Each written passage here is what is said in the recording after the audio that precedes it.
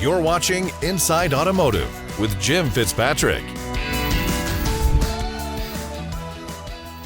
Third-generation family-owned dealerships, Coastal Chevrolet and Cadillac, and also Coastal Nissan, have been serving their communities in South Carolina for decades.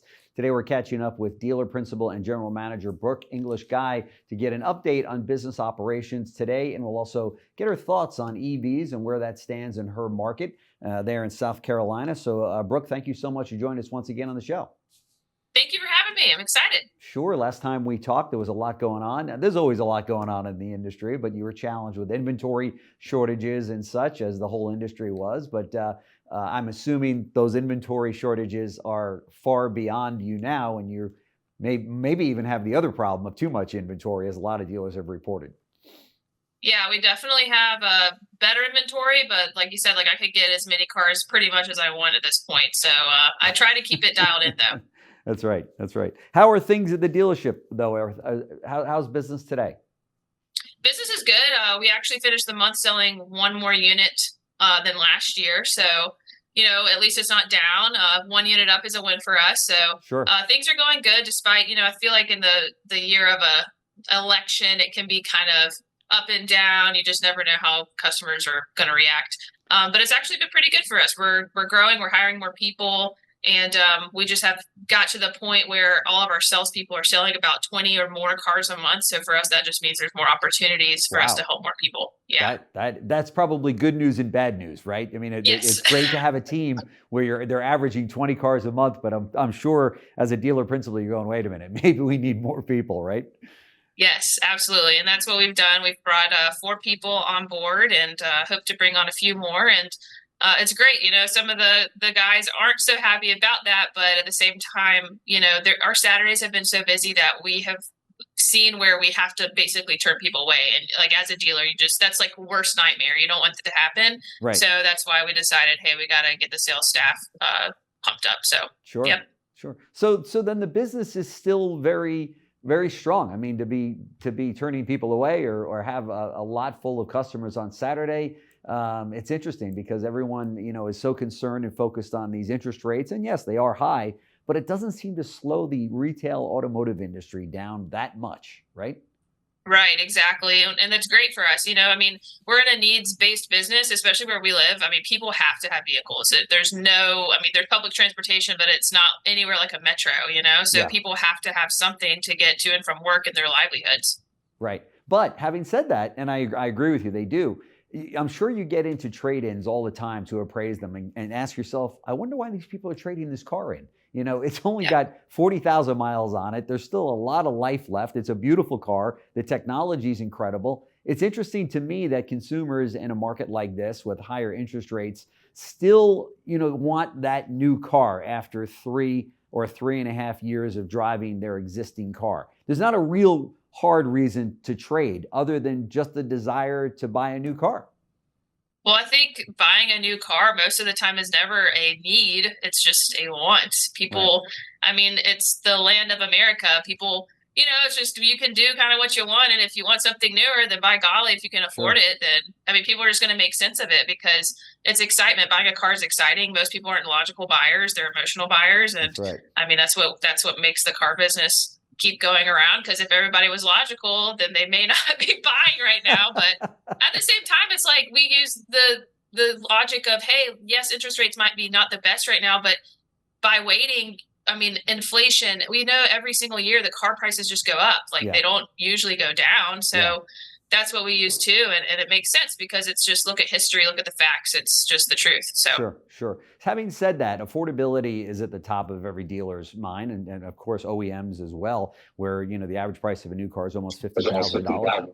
But where does that stand today? Is that a big factor with you guys at the showroom level, affordability? It's very important, yeah. So our top sellers are definitely like the Trax, the Trailblazer, even the Equinox on our Chevy side, and then Nissan we're selling. It's surprising because they keep talking about how these sedans are going to be phased out, but Sentra, Versa, all of those are very popular simply because you can buy them in the low 20s. Yeah. But what's interesting too is we're in a very prime market, and so we're also selling the Escalades, the Tahoes, the Suburbans, the Cadillacs. we have a mixture of all kinds of people here. And while people, yes, I agree. I think more affordability is definitely huge. There's people out there that still want the luxury. There just is. Yeah. There's no question about it. And of course, where does leasing, obviously took a hit during COVID, but many dealers are saying that it's back to pre-COVID levels of maybe that 25 to 30% penetration. Is that what you're finding? We've never been a high lease market for whatever reason. But I do find that we are contracting more leases simply because the affordability is there. And then same with like a lot of these people, we have a high retirement kind of place. They, like you said earlier, they want to be getting a new car every 3 years. So a lease makes sense because they don't want to pay for maintenance. They don't want to pay for any of that stuff. Right. So they just keep leasing and leasing, and it's great for us for, retention and everything. Yeah, for sure.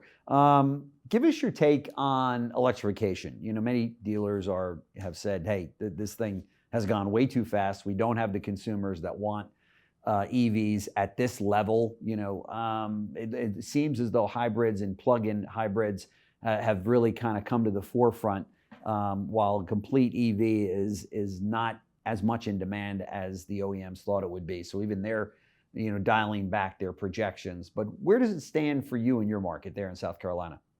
It's definitely challenging. We are what I would call a destination store. So we're about 30 minutes, maybe even 40 minutes now with traffic south of Myrtle Beach, which is like, that county is the fastest growing county, I think, in America right now, which is great for us because people will trickle down here and buy cars. Yeah. But the problem is all the electrification is mostly up there. We're actually the only EV charging station in our town. So when people are traveling from Charleston to Myrtle Beach, like if they need to stop, we're the only option. But it's been very challenging for us and concerning with the way that EVs are being pushed so hard. Like I definitely agree there's a market for them. Yeah. But every market's different. And for me, like we've sold them, but we are not making money. Like not even close to being profitable on them. So like as a dealer, you just question like, how can this be sustainable? Yeah. And when you have most of our customers request the gas vehicles, it's like, how can you change the consumer mindset so much? I think things are going to definitely have to change in our market area as far as being ready for that and education and everything and the affordability. I mean, you have the Cadillac Lyric that I had one that was $88,000. Like that's insane. It's crazy. It's like, oh my goodness. Yeah. I mean, there's a beautiful vehicle. Don't get me wrong. It's just like you said, the affordability of it. How does that transfer to the customer? And how many people are willing to even spend a $1,500 lease payment on something? Like it's just a big question for us as dealers right now of like, where is this going? And it's refreshing to see that some of the manufacturers have pulled and said, hey, look, hybrid and plug-in and all that, because I think that's definitely a great market and something that is needed. But again, only time is going to tell how this is going to play out. Yeah, no question. What about when somebody trades a vehicle in at Coastal and it's an EV? How do you deal? Is there a market for a pre-owned EV in your? I mean, if it's tough enough on the new car side, I can't imagine what it's like on the used car side. Yeah, so if we get like a Tesla or something, there's a lot more data out there, right? Because Tesla's been around for a while. Sure. So that's not as concerning. We really don't get a whole lot. I mean, like I said, our market area is very, very low lease or EV penetration. Okay. I think the last time we had an EV trade-in was like over a year ago. Oh, wow. That wasn't a Tesla, Yeah.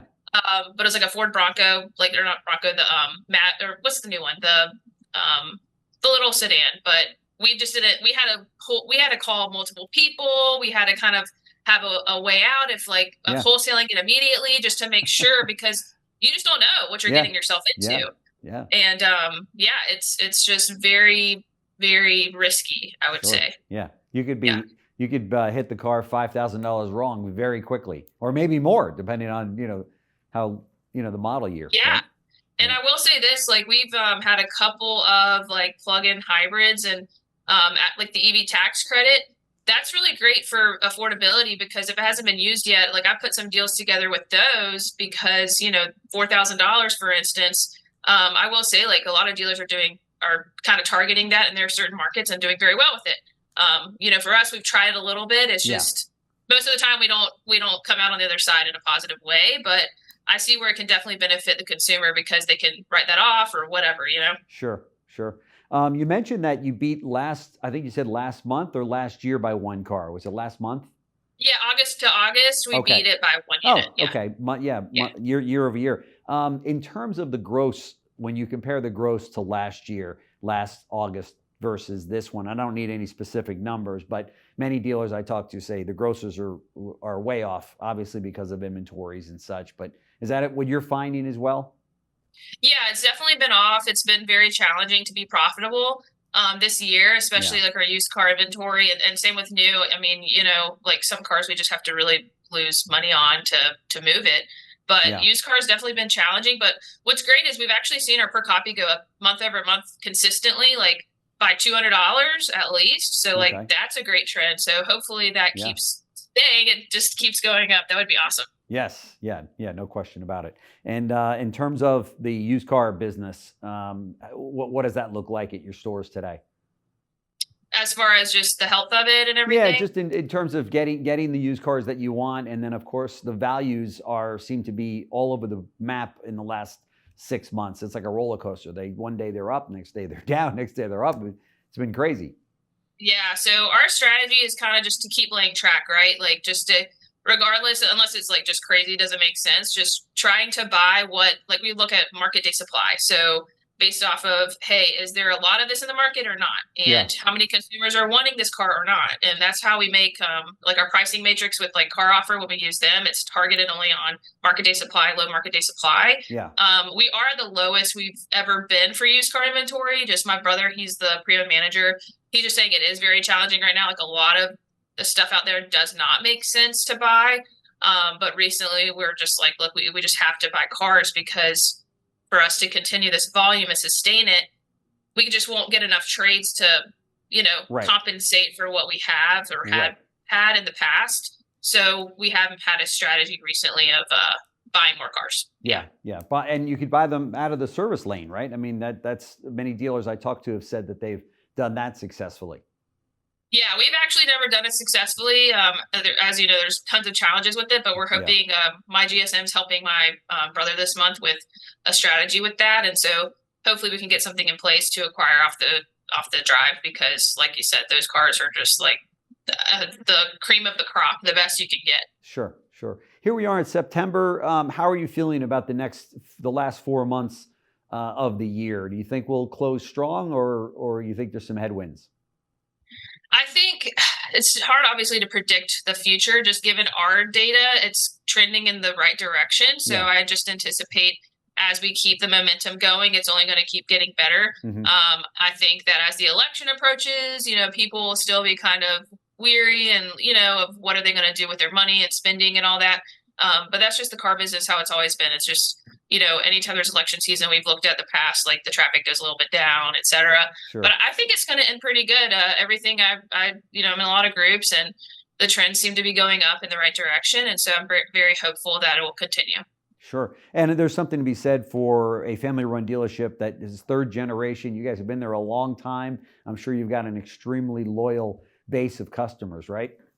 Yeah, absolutely. We have people who've bought cars, you know, they'll come in and say, I bought my car from your dad when he was still selling, you know, like 40 years ago. And Yeah. I'm like, okay. Yeah, It's cool. That is. It's crazy. Yeah. Yeah, that is pretty cool. No question about it. So Brooke English Guy, dealer principal, general manager of Coastal Chevrolet and Cadillac, and also general manager of Coastal Nissan, the hardest working woman in the auto industry. Thank you so much for joining us on CBT News once again. It's always great catching up, and I appreciate all the time you've given us. So hopefully we can do another follow-up with you as time goes on here.